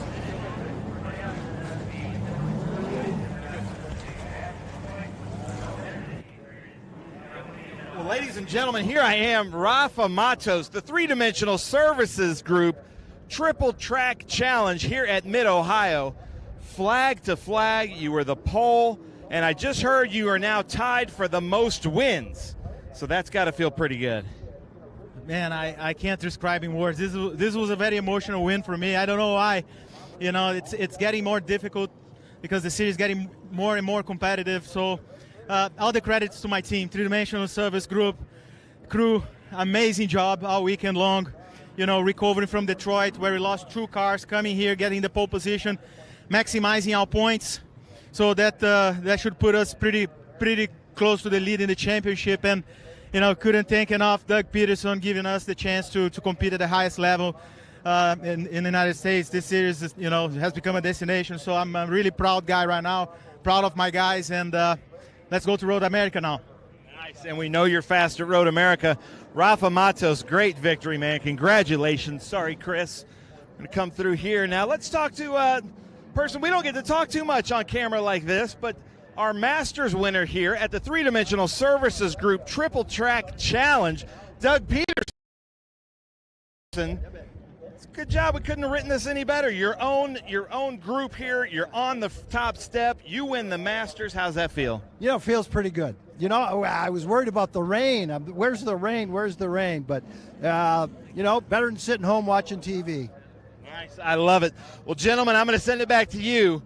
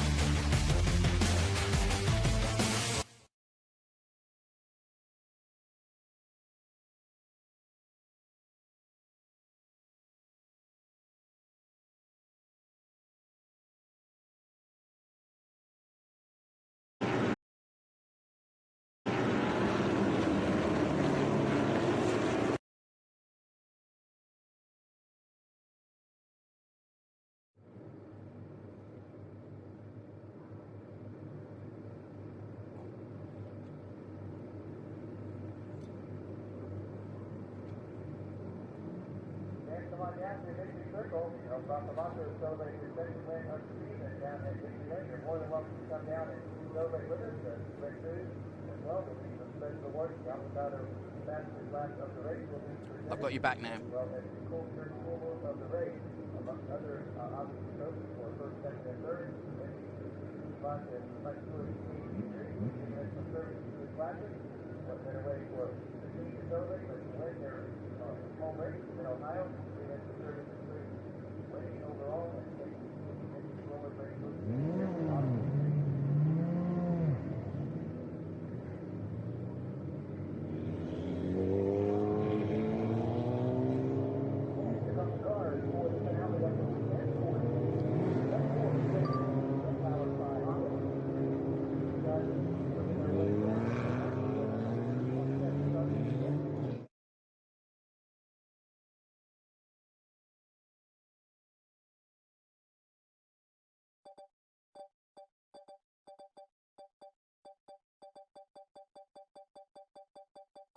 Landing.